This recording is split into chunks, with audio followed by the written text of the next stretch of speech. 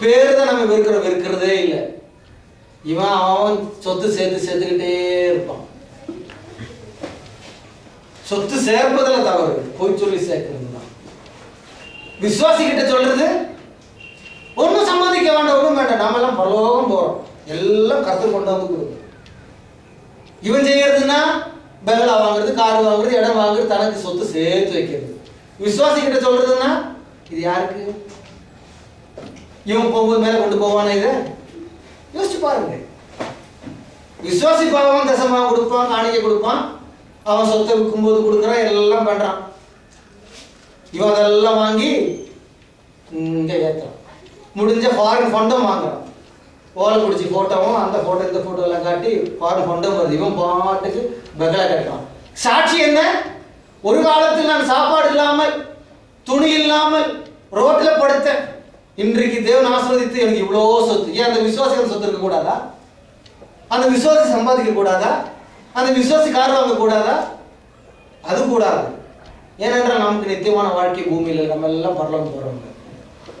அவனே அவன் வாயின் வார்த்தையினால் சிக்குண்டான். வாசம் சொல்லுகிறது, மூடன் தன் வாயின் வார்த்தையினால் சிக்குண்டான். எப்படி? நீ சொல்லி கொடுத்த நாம எல்லாம் பரலோகம் போறீங்க வேண்டான்னு, அது நீ இங்க சேர்த்து வச்ச, அதுக்கு அர்த்தம் என்ன? நீ பரலோகம் போக மாட்டேன், நீங்க தான் இருப்ப. இப்படிதான் இருக்கிறாங்க. இப்படி எல்லாம் நம்ம ஜனத்தை பார்க்க முடியும். நான் சொத்து வாங்குறதுக்கு எகெயின்ஸ்ட் அல்ல. சொத்து நல்லா வாங்கலாம், சம்பாதிக்கலாம், நல்லபடியா வசதியா இருக்கிறது ஆண்டோட விருப்பம். நான் பொய் சொல்லி அல்ல. தேவனா நம்ம உயர்த்தும் போது நம்ம உயர்ந்தோம், அவ்வளவுதான். நம்முடைய தேவை கடவுள் சந்திக்கிறேன், அதுதான் அதனுடைய அர்த்தம். ವಾಸಿಗೆ ಇಷ್ಟಂದ ವಸನ ವಾಸಿಗೆ ಅಂತವರು ಸುಳ್ಳು ಅಪೊಸ್ತಲರು ಮೋಸಗಾರರು ಕೆಲಸದವರು ಕ್ರಿಸ್ತನ ಅಪೊಸ್ತಲರಂತೆ ಕಾಣಿಸಿಕೊಳ್ಳುವುದಕ್ಕೆ ತಮ್ಮನ್ನು ತಾವೇ ಮಾರ್ಪಡಿಸಿಕೊಳ್ಳುವವರು ಆಗಿದ್ದಾರೆ. ಇದೇನು ಆಶ್ಚರ್ಯವಲ್ಲ. ಯಾಕೆಂದರೆ ಸೈತಾನನು ಬೆಳಕಿನ ದೂತನಂತೆ ಕಾಣಿಸಿಕೊಳ್ಳುವ ಹಾಗೆ ತನ್ನನ್ನು ತಾನೇ ಮಾರ್ಪಡಿಸಿಕೊಳ್ಳುತ್ತಾನೆ. ಬೆಳಕು ದೂತನ ನಂತರ ತನ್ನನ್ನೇ ಮಾರ್ಪಡಿಸಿಕೊಳ್ಳುತ್ತಾನೆ. ಕಪ್ಪು ಕಲರ್ ಅಲ್ಲಿ ಎರಡು ಗೊಂಬೆ ರೆಕ್ಕೆಯಲ್ಲಿ ಬರೋದಿಲ್ಲ, ಅದು ಆ ಕಾಲ, ಸುಮ್ಮನೆ ಕಥೆಯ ಸಿನಿಮೆಯಲ್ಲಿ ತೋರಿಸೋದು. ಈ ಕಾಲದಲ್ಲಿ ಸಹಿತ ಬರೋದು ವೈಟ್, ಬಿಳಿ ವಸ್ತ್ರ, ಬಿಳಿ ಪ್ಯಾಂಟು, ಶರ್ಟ್, ಚೂಡಿದಾರು, ಟಾಪ್ ಎಲ್ಲ ವೈಟ್ ವೈಟ್ ವೈಟ್. ಬೇಕಂದ್ರೆ ಬ್ಯಾಡ್ಜ್ ಇದೆ, ಜೀಸಸ್ ಸೇವ್ಸ್, ಯೇಸು ಕಾಪಾಡಿಸ್ತಾರೆ. ಇದೆಲ್ಲ ಲೌಕಿಕ ಜ್ಞಾನದಲ್ಲಿ ಇರೋದು. ಇದು ಆಶ್ಚರ್ಯ ಪಡೋ ವಿಷಯ ಇಲ್ಲ. ಯಾಕೆಂದ್ರೆ ಸೈತಾನು ಅವನು ಬಂದು ಯೇಸು ಕಳ್ಳನ ಹೇಳಕ್ಕಾಗತ್ತಾ? ಆತರ ಯಾರಾಗಲೂ ಪ್ರಸಂಗ ಮಾಡಿ ಯಾರಾಗಲೂ ಹೋಗ್ತಾನೆ ಹಿಂದ್ಗಡೆ? ಹೋಗೋದಿಲ್ಲ. ಸೈತಾನು ಬರ್ತಾನೆ, ಅಯ್ಯೋ ಯೇಸು ಹತ್ರ ಒಳ್ಳೆಯವ್ರು ಯಾರು ಇಲ್ಲ, ಅದೆಲ್ಲ ಹೇಳ್ತಾನೆ. ಹಾಗೆ ಜಾಗ್ರತೆಯಾಗಿ ನೋಡುವಾಗ ಅವ್ರದ್ದು ಮಹಿಮಾಗಿರೋ ವಿಷಯ ಯಾವುದು? ಸಿಲುವೆ ಮರಣ, ಸುವಿಶೇಷ, ಪಾಪವಾಗಿ ಅವ್ರು ಹೇಳುವುದೇ ಇಲ್ಲ. ಯೇಸು ಕ್ರಿಸ್ತನಲ್ಲಿ ಬನ್ರಿ ಬನ್ರಿ ಬನ್ರಿ, ಸಮಾಧಾನ ಸಂತೋಷದ ತುಂಬಾ ನೋಡುದು, ಅತಿಶಯ, ಅರ್ಪುದ, ಏನೇನೋ ಆಗುತ್ತೆ.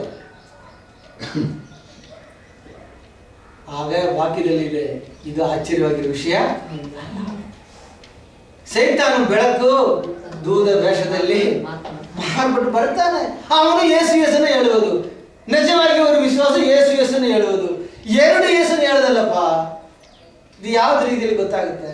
ಯಾವ್ದು ರೀತಿ? ಉದಾಹರಣವಾಗಿ ಸಾಲಮನ್ ರಾಜ ಹತ್ರ ಒಂದು ರಾಣಿ ಬಂದಿದ್ರು, ತುಂಬಾ ಜ್ಞಾನಿ ಎಲ್ಲ ಸಾಲಮನ್. ಆಗ ಶೀಬಾ ದೇಶದ ರಾಣಿ ಬಂದದ್ದು, ಸರಿ ನಿಮ್ಗೆ ಒಂದು ಟೆಸ್ಟ್ ಕೊಡ್ತೀನಿ, ಆ ಟೆಸ್ಟಲ್ಲಿ ನೀವು ಜಯಿಸಬೇಕು ಹೇಳ್ಬಿಟ್ಟು ಒಂದು ಟೆಸ್ಟ್ ಕೊಟ್ಟಿದ್ದಾರೆ. ಹೊಸ ರೋಸು, ನಿಜವಾಗಿ ರೋಸವು ಒಂದು ಸೃಷ್ಟಿ ಮಾಡಿರುವ, ಪೇಪರ್ ಸೃಷ್ಟಿ ಮಾಡಿರುವ, ನೋಡಕ್ಕೆ ಒಂದೇ ರೀತಿಯಲ್ಲಿದೆ, ಏನು ಸಂಶಯ ಇಲ್ಲ. ಆಗ ಮುಟ್ಟಬಾರದು, ನೀವು ದೂರದಲ್ಲಿ ಇಟ್ಟಿದ್ರು. ಇದು ಯಾವುದು ನಿಜವಾಗಿರುವುದು, ಯಾವುದು ಸೃಷ್ಟಿ ಮಾಡಿರೋ. ದೂರದಲ್ಲಿ ಇದೆ, ಅದೊಂದು ಸ್ಮೆಲ್ ನೋಡೋಕ್ಕಾಗಲ್ಲ, ಅದು ಮುಟ್ಟಬಾರದು. ಅವರು ಸರಿ ಒಂದು ಕೆಲಸ ಮಾಡಿ, ತೋಟದಲ್ಲಿ ಒಂದು ವಿಂಡೋ ಇದೆ, ಅದು ಓಪನ್ ಮಾಡಿ ಹೇಳಿದ್ರು. ಸ್ವಲ್ಪ ನೇರದಲ್ಲಿ ಏನಾಯ್ತು, ಈ ಜೇನುತುಪ್ಪ ಎಣೆಗಳಿಲ್ವಾ, ಅದು ಬಂದು ನಿಜವಾಗಿರುವ ಹೂ ಮೇಲೆ ಕೂತ್ಕೊಂಡಿದ್ರು. ಈ ಹೂನಲ್ಲಿ ಕೂತ್ಕೊಂಡೇ ಇಲ್ಲ. ಅರ್ಥ ಆಯ್ತು? ಇದು ಯಾವುದು ನಿಜ. ಅರ್ಥ ಆಯ್ತಾ? ಯಾಕೆ ಆ ಎಣ್ಣೆಗಳಲ್ಲಿ ಬಂದಿದ್ರು ಒಳಗಳು? ಅಲ್ಲಿ ಜೇನುತುಪ್ಪ ಇದೆ. ಅದೇ ರೀತಿ ಆ ಜೇನುತುಪ್ಪ ಯಾಕೆ? ಆ ಹೂಕ್ಕೆ ತಿನ್ನಕೋಸ್ಕರ ಅಲ್ಲ, ಅದು ಇದೇ ತರ ಇರೋ ಒಂದೊಂದಕ್ಕೆ ಕೊಡಕ್ಕೆ, ಮನುಷ್ಯರಿಗೆಲ್ಲ ತಿನ್ನಕೋಸ್ಕರ ದೇವರು ಸೃಷ್ಟಿ ಮಾಡಿದ್ದು. ಅದೇ ರೀತಿಯಲ್ಲಿ ಈ ಹೂ ಇದೆ, ಇದರಲ್ಲಿ ಜೇನುತುಪ್ಪ ಇಲ್ಲ. ಈ ಜೇನುತುಪ್ಪ ಅದಕ್ಕೋಸ್ಕರ ಅಲ್ಲ, ಸೆಲ್ಫಿಶ್ ಅಲ್ಲ, ಸ್ವಂತವಾಗಿಲ್ಲ, ಮತ್ತವರಿಗೋಸ್ಕರ ಇದೆ. ಅದೇ ರೀತಿಯಲ್ಲಿ ನಾವು ಅದು ಆತ್ಮೀಯವಾಗಿ ನೋಡುವಾಗ ಎರಡು ಪ್ರಸಂಗ ಇದೆ, ಎರಡು ವಿಶ್ವಾಸಗಳಿದೆ, ಎರಡು ಆತ್ಮ ಇದೆ.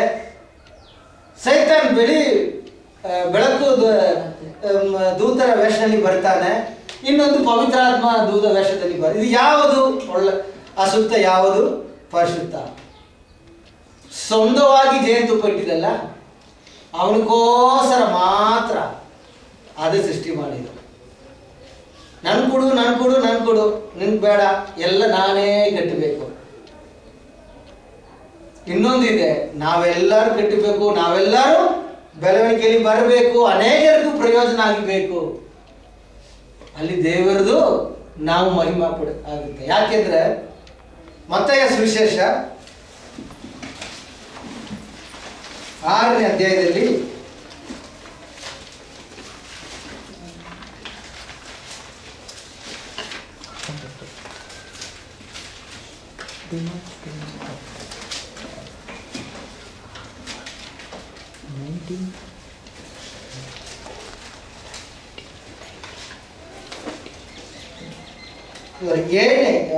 ಏಳನೇ ಅಧ್ಯಾಯದಲ್ಲಿ ಮತ್ತಾಯ ಸುವಿಶೇಷ 7ನೇ ಅಧ್ಯಾಯ 12ನೇ ವಾಕ್ಯ.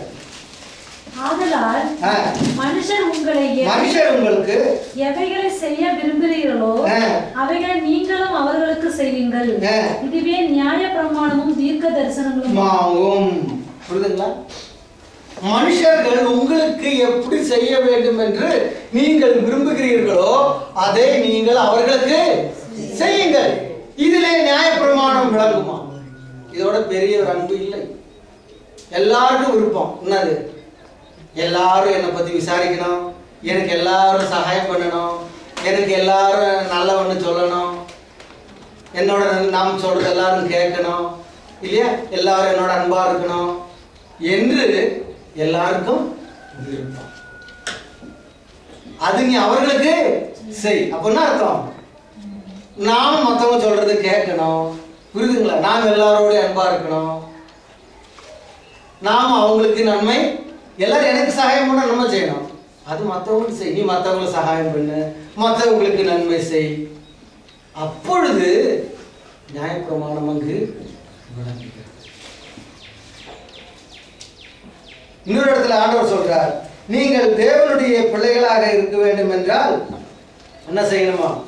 நீதிமானுடைய இடத்திலும் பாபுடைய இடத்திலும் தேவன் ஒளியை வீசுகிறார் இல்லையா? எப்படி? சூரியன் முகாந்திரம். சூரியன் உதிக்கும் போது விளக்கு வெறும் நீதிமான் வீட்டில் இருக்கு, பாபி வீட்டில் வெளிச்சம் தெரியுது. அவர் எல்லாரும் சரி சமானமாக இருக்கிறது போல நீயும் அதே போல செய், அப்பொழுது தேவனுடைய பிள்ளையாய். அதுக்குதான் இங்க சொல்லியிருக்கிறார், மற்றவர்கள் உங்களுக்கு செய்வது போல நீங்கள் அவர்களுக்கு செய்ய. என்ன செய்யணும்னு நினைக்கிறீங்க? நம்மளை நினைக்க மாட்டோம், எல்லாரும் என்ன வந்து குத்தணும், கொலை பண்ணணும், அடிக்க அனுப்ப நம்ம இல்லை. எல்லாரும் என்ன சகாயம் பண்ணணும், அதே போல அவங்களுக்கு செய். அது செய்வதே இல்லை. அப்ப நாம் அவர்கள் நிலைத்திருக்கும் பொழுது கனி கொடுக்க வேண்டும் என்றால் இப்படி உள்ள விஷயங்கள் தான் ஆண்டவர் நம்மிடத்திலிருந்து எதிர்பார்க்கிறார். இப்பேற்பட்ட அதனாலதான் பவுல் சொல்கிறார், உங்களுக்கு போதிக்கப்பட்டபடியே அதில் நிலைத்திருங்கள். அப்போ போதனையில் அந்த விஷயம் இருக்கு. போதிக்கப்பட வேண்டிய விஷயமும் யாரை பற்றி? இயேசு கிறிஸ்துவை பற்றியும் சுவிசேஷத்தை பற்றியும் தான் போதிக்கப்பட வேண்டும். அதில் ஒருவன் வளரும் பொழுது, ஒருவன் அதில் பிறக்கும் பொழுது அவன் எல்லா நன்மையிலையும் அவன் பூரிப்பாக ಸಂತೋಷமாக இருக்கிறார். ಅದೇ ರೀತಿಯಲ್ಲಿ ನಾವು ನಮ್ಮ ಹತ್ರ ಹೇಳ್ಬೇಕಾಯ್ತು, ಪ್ರಸಂಗ ಅಂದರೆ ಇನ್ನೊಬ್ಬರಿಗೂ ಹೇಳಿಕೊಡುವುದು. ಅದು ಯೇಸು ಕ್ರಿಸ್ತು ಬಗ್ಗೆನೇ, ಅವ್ರ ಸುವಿಶೇಷ ಬಗ್ಗೆನೇ ನಾವು ನೋಡಬೇಕಾಯಿತು, ಅದು ಹೇಳ್ಕೊಡ್ಬೇಕಾಯಿತು. ಮತ್ತೆ ಆ ವ್ಯಕ್ತಿ ಹೊಗಳುವುದು, ಅವ್ರದ್ದು ಮಿನಿಸ್ಟ್ರಿ ಹೊಗಳುವುದು, ಅವ್ರ ಚರ್ಚ್ ಹೊಗಳುವುದು, ಎಲ್ಲರೂ ಕುಡ್ರಿ ನಮ್ಗೆ ಯಾರು ಪರಲೋಕ ಹೋಗೋದಿಲ್ಲ, ಪ್ರಪಂಚ ಶಾಶ್ವತವಾಗಿ ಜೀವನ ಅಲ್ಲ, ಪ್ರಪಂಚ ಕೆಟ್ಟಿರೋ ಮನೆಯೆಲ್ಲ ಸ್ವಲ್ಪ ದಿನಕ್ಕೆ, ಇದೆಲ್ಲ ಬೆಂಕಿ ದೇವರು ಇಟ್ಟಿದ್ದಾರೆ, ಈ ಪ್ರಪಂಚದಲ್ಲಿ ಆಸ್ತಿ ಏನು ಬೇಡ, ನಮ್ಮ ಆಸ್ತಿ ಎಲ್ಲ ಪರಲೋಕದಲ್ಲಿ ಇರಬೇಕು ಅನ್ನೋ ಪ್ರಸಂಗ ಮಾಡ್ತಾರೆ. ಎಲ್ಲ ಕಡೆ ತಗೊಳ್ತಾರೆ. ಇವರು ಆಸ್ತಿ ಚೆನ್ನ ಅವರ ಹೆಸರಿನಲ್ಲಿ ಮಕ್ಕಳಿಗೋಸ್ಕರ ಕಟ್ಟಿದ್ದಾರೆ.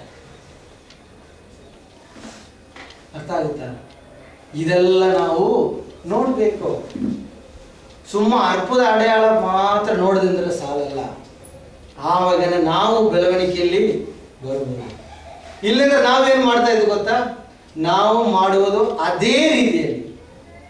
ನೀವು ನೋಡಿ, ದೊಡ್ಡ ಚರ್ಚ್ಗಳು ಇರ್ಬೋದು, ಆ ಚರ್ಚಿಗೆ ತುಂಬಾ ಬ್ರಾಂಚ್ಗಳಿದೆ. ಈ ಪಾಸ್ಟ್ ಯಾವ್ದು ರೀತಿಯೆಲ್ಲ ಮಾಡ್ತಾರೋ ಅದೇ ರೀತಿಯಲ್ಲೇ ಆ ಬ್ರಾಂಚಲ್ಲಿರೋ ಚಿಕ್ಕ ಪಾಸ್ಟ್ಗಳು ಮಾಡುವುದು.